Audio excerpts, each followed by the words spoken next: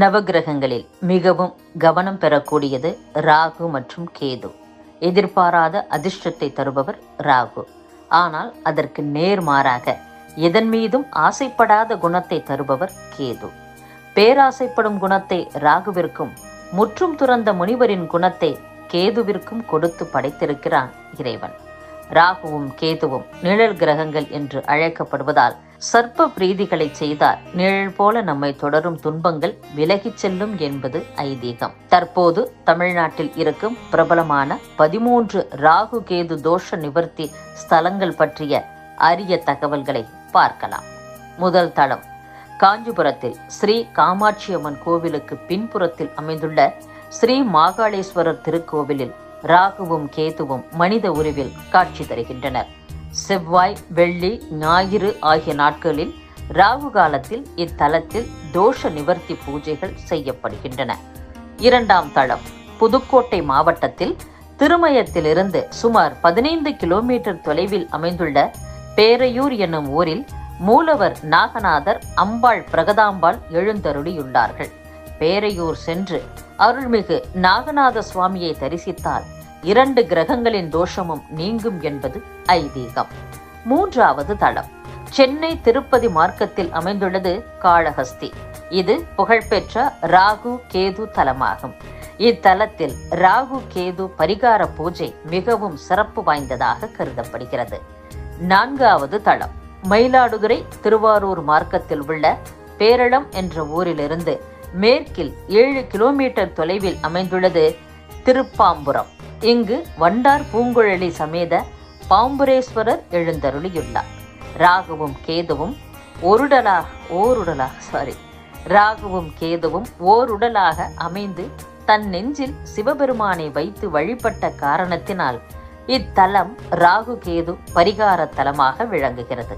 ஐந்தாவது தலம் திருவாரூர் நாகை மார்க்கத்தில் கீழ்வேளூருக்கு 3 கிலோமீட்டர் தொலைவில் திருக்கண்ணங்குடி என்ற தலத்தில் ஸ்ரீ காளாத்தீஸ்வரர் அருள் பாலிக்கிறார். இது ஒரு ராகு கேது பரிகார தலமாகும். ஆறாவது தலம் திருவாரூர் மாவட்டத்தில் அமைந்த மன்னார்குடிக்கு வடக்கே 3 கிலோமீட்டர் தொலைவில் உள்ள பாமணி தலத்தில் சுயம்புலிங்கமாக அருள் பாலிக்கிறார் நாகநாதர். இறைவி அமிர்தநாயகி. மனித முகம், பாம்பு உடலுடன் ஆதிசேஷனுக்கு தனி சன்னதி உள்ளது. இத்தலத்தில் ஆதிசேஷனை நெய் தீபம் ஏற்றி வழிபட்டால் நாகதோஷம், ராகு கேது தோஷம் அகலும் என்பது ஐதீகம். ஏழாவது தலம் கும்பகோணம் நகரத்தில் மைய பகுதியில் நாகேஸ்வரம் சந்நிதி தெருவில் அமைந்துள்ளது அருள்மிகு பிரகன்நாயகி சமேத நாகேஸ்வரர் திருக்கோயில். இத்தலம் ராகு தோஷ நிவர்த்தி ஸ்தலமாகும். திங்கள் மற்றும் வியாழக்கிழமைகளில் இத்தலத்து நாகேஸ்வர சுவாமியை வழிபட்டால் ராகு தோஷம் நீங்க பெறலாம். எட்டாவது தலம் நாகப்பட்டினம் மாவட்டத்தில் திருக்களாச்சேரி என்ற ஊரில் அமைந்துள்ளது நாகநாத சுவாமி திருக்கோவில். இத்தலம் திருக்கடையூருக்கு தென்மேற்கில் 6 கிலோமீட்டர் தொலைவில் அமைந்துள்ளது. மூலவர் சுயம்புலிங்கமாக நாகநாதர் திகழ்கிறார். 9வது தலம் நாகப்பட்டினத்தில் அமைந்துள்ளது அருள்மிகு நீலாயதாட்சி சமேத காயாரோகணேஸ்வரர் ஆலயம். அஷ்டநாகங்களில் ஒருவரான ஆதிசேஷன் மகா சிவராத்திரி அன்று இத்தலத்தின் ஈசனை வழிபட்டு பேறு பெற்றதாக தல வரலாறு கூறுகிறது.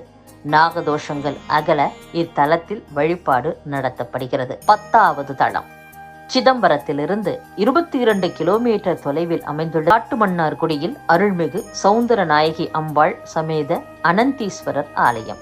இத்தல ஈசனை எல்லா நாகங்களும் அவர்களின் தலைவனான அனந்தனும் வழிபட்டு அருள் பெற்றதாக ஐதீகம். நாகதோஷமும் கேது தோஷமும் அகன்றிட ஸ்ரீ அனந்தீஸ்வரரை வழிபடலாம். 11வது தலம் திருச்சி நகரில் தெப்பக்குளம் கிழக்கு தெருவில் அமைந்துள்ளது அருள்மிகு ஸ்ரீ நாகநாதர் திருக்கோவில். இத்தலத்தில் ராகு காலத்தில் நெய் தீபம் ஏற்றி வழிபட்டால் நாகதோஷமும் கேது தோஷமும் விலகும். 12வது தலம் சோளிங்கரிலிருந்து 12 கிலோமீட்டர் தொலைவில் அமைந்துள்ளது பெத்தநாகபுடி.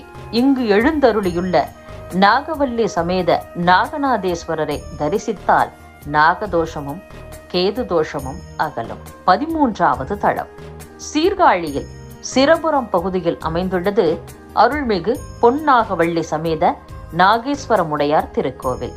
இத்தலத்து நாகேஸ்வரமுடையாரை வழிபட ராகு கேது தோஷங்கள் விலகும் என்பது ஐதீகம். மேற்கண்ட 13 கோவில்களிலும் உங்கள் வீட்டின் அருகே இருக்கும் ஆலயத்திற்கும் சென்று ராகு கேதுவை வழிபட்டு நலம் பெறுங்கள்.